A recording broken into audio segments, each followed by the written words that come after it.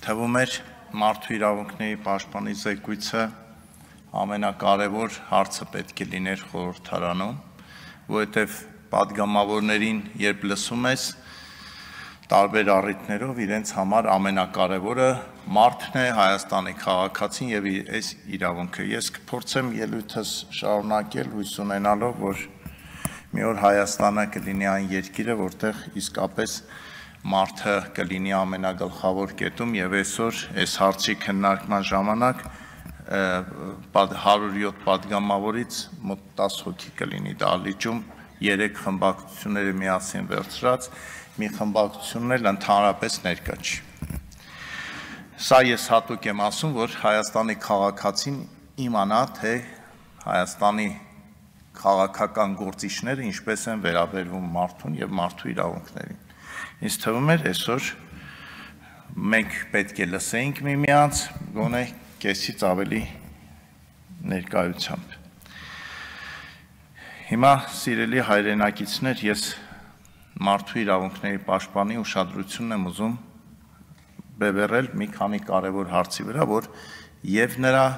պարտականությունների մեջ է մտնում եւ բոլորիս պարտականությունների մեջ է մտնում, որովհետեւ առանց երեխաներին ուշադրություն դարձնելու մենք լուրջ խնդիր ենք ունենալու 5-10 տարի հետո եւ այսօր ես ձեզ ուզում եմ խնդրել, որ դուք պետք է ավելի համառ, ավելի նպատակասլաց լինեք դպրոցները թմրանյութերից պաշտպանելու, այսինքն երեխաներին պաշտպանելու հարցում։ Այսօր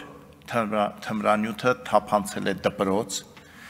այսօր թմրանյութը թափանցել է դպրոց եւ վնասում է ոչ միայն բարձր դասարանցիներին, այլ տարատեսակ նենք հնարքներով այդ թմրանյութը հասնում է ցածր դասարանի երեխաներին, կոնֆետի եւ այլ թխվածքների տեսքով։ Հետևանքները ծանր են։ Եթե մենք ուշանանք, հետո էլ հետևից չենք հասնելու։ Ես ձեզանից ոչ թե խնդրում եմ, պահանջում եմ, որ դուք այս հարցով լինեք ամենաուժեղը եւ ներքին գործերի նախարարից եւ գլխավոր դատախազից եւ մյուս բոլոր ուժային կառույցներից։ Ես կարևորում եմ նաեւ, որ դպրոցում պետք է պաշտպանվի ուսուցչի իրավունքը։ Հիմա ես չեմ անդրադառնում ուսուցիչների որակին, ես ուզում եմ հավատալ, որ դպրոցում բոլորը նորմալ պատրաստված, նորմալ գիտելիքներ ունեցող ուսուցիչներ են, բայց երբ որ դասարանում 20 հոգուց ավելի երեխա կա, ուսուցիչը ինքը արդեն ենթարկվում է մարդու իրավունքների կոպիտ խախտման, իր ամբողջ նյարդային համակարգը եւ առողջությունը քայքայվում է։ Ես էլ չեմ խոսում, որ այդ պայմաններում, երբ որ դասարանում 38 հոգի աշակերտ է, ինչ կրթություն։ Դուք պետք է մտնեք դպրոց ու ասեք, փակեք այս դասարանը, կիսեք, ինչ ուզում եք արեք, դասերը դադարեցրեք, բայց այդտեղ համ երեխաների առողջությունն է քայքայվում եւ ուսուցիչների։ Ոնց կարանք մենք ձևացնենք, որ քննարկում ենք գրքերում ինչ ա գրած, բայց այդ գրքերի գրածը ոնց պիտի մենք տեղ հասցնենք մեր երեխաներին։ Երկրորդ խնդիրը, որ դպրոցում կա եւ կարծում եմ մարդու իրավունքների պաշտպանը պետք է լինի, դա հեռախոսների, տեսանկարահանող հեռախոսների առկայությունն է եւ երեխաները ինչ որ տարիքում արդեն հասկանում են, որ կարելի է իրենց բառով եմ ասում գժվացնել ուսուցչուհուն, ուսուցչին եւ եթե հանկարծ սաստման փորձ լինի հեռախոսով նկարել եւ գցել YouTube կոպտել, պատասխանել։ Հիմա այս բան ես չգիտեմ այդ քրեական գործը ինչ ընթացքի մեջ է, բայց Աչաջուր գյուղի երկարամյա հարգանքի արժանի ուսուցիչ ու ուսմասվարը այսօր իր վրա քրեական գործ է հարուցված, որ համարձակվել է երեխային ասի պայուսակիդ մեջից այդ սիգարետները եւ մնացած ամեն ինչը դատարկի եւ դեն նետիր։ Բա հիմա ով է մեղավոր, այն ով եկել է դպրոցում ծխում է դասարանում ցինիկաբար, թե ով կարգի է հրավիրում։ Բա մարդու իրավունքների պաշտպանը չգնա այդ գործի հետևից ու պահանջի այդ քրեական գործ հարուցողներին մի հատ էլ քրեական գործ հարուցի, օրինակ այդ երեխայի ծնողների վրա, որոնք հավեսով գնացել եւ բողոքել են։ Ես կոչ եմ անում, որ դուք որպես մարդու իրավունքների պաշտպան պաշտպանեք մեր ուսանողներին, որոնք, չգիտեմ, շատ ուսման վարձ են վճարում, քիչ են վճարում, բայց այդ ուսման վարձը վճարելով երեխաները համալսարաններում չեն ստանում պատշաճ կրթություն։ Ես ուզում եմ մենք այս մասին էլ խոսենք, որ համալսարաններում թող հիմա բոլոր ամբիոնները գան ու ասեն այդպես չի։ Համալսարաններում երեխեքը կրթություն չեն ստանում։ Խայտառակ վիճակ է։ Մենք ինչքան կարանք ձևացնենք, որ ամեն ինչ նորմալ է։ Բա մարդու իրավունքների պաշտպանը չպահանջի համապատասխան ոլորտի ղեկավարներից այդ երեխեքի ուսանողների իրավունքները, ասենք թե ամաչում են ասեն, բայց մասնավոր խոսքում ասում են, չէ, որ ասենք 4-6 տարի սովորում են, եթե իրենք ինքնակրթությամբ չզբաղվեն, ոչ մի տեղ մնում է մի հատ այդ դիպլոմի բանը, այդ որ տալիս են, բայց չխոսենք։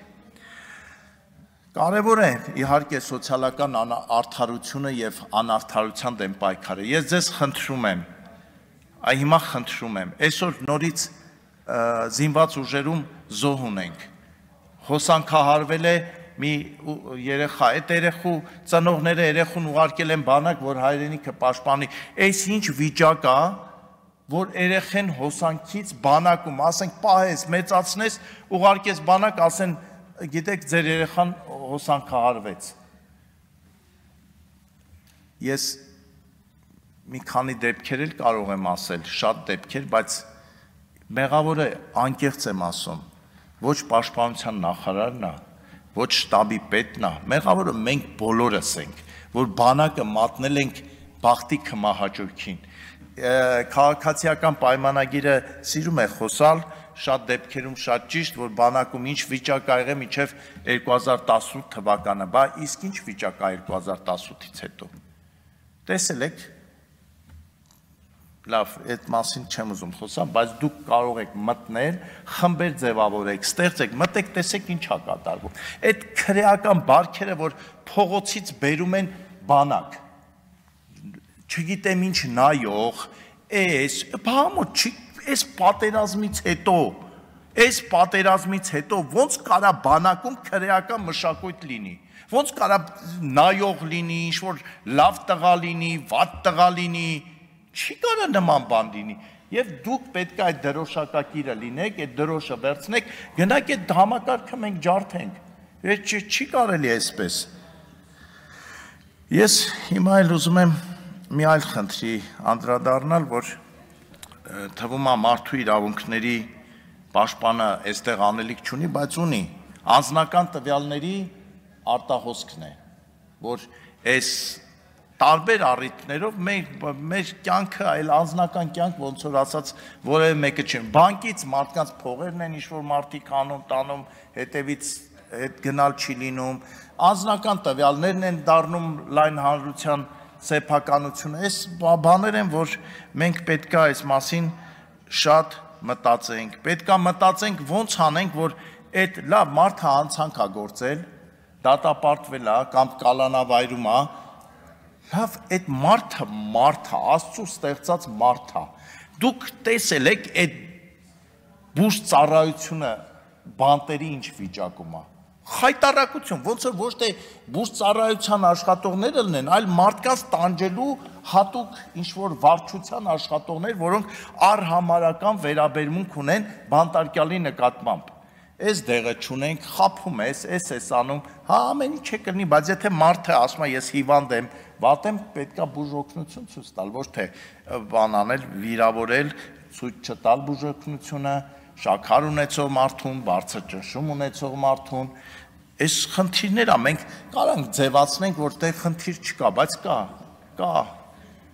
Եթե Վարդաշեն քրեակատարողական հիմնարկում է այդ բուժ ծառայությունը, այդ որակի, բայց ես պատկերացնում եմ, բա մնացած տեղերում ինչ վիճակ է։ Մարզերի բնակչության բուժ ծառայության վիճակը դա էլ է, չէ, մարդու իրավունքների անարգում։ Մարդը վատ ազգում Երևանում գոնե շտապօգնությունը փառք Աստծո 10-15 րոպեում հասնում է, եթե չհաշվել բացառիկ դեպքեր, բայց ասենք գյուղում ապրող մարդը ինչ մեղավոր է, որ ինքը գյուղում է ապրում, ինչ անի մարդը, որ շտապօգնությունը լավագույն դեպքում մի ժամ 10 րոպե հետո է գալիս, ինչ անի, շտապօգնություն կանչում են արագ օգնություն ցուցաբերելու համար, ոչ թե ինչ-որ խնդիր քրոնիկ լուծելու համար։ Էս էլ է խնդիր, դուք պետք է առողջապահության նախարարությունից պահանջեք այդ հարցը կարգավորել։ Մենք էլ ենք պահանջում, բայց պահանջել իրականությունը լրիվ ուրիշ իրականություն է։ Պարոն Ազարյան, ավարտվեց ժամանակը։ Ես ավարտում եմ ու ձեզ կոչ եմ անում, որ լինեք ավելի ուժեղ, ավելի համառ եւ մեր իրավունքներն էլ բոլորիս պաշտպանենք։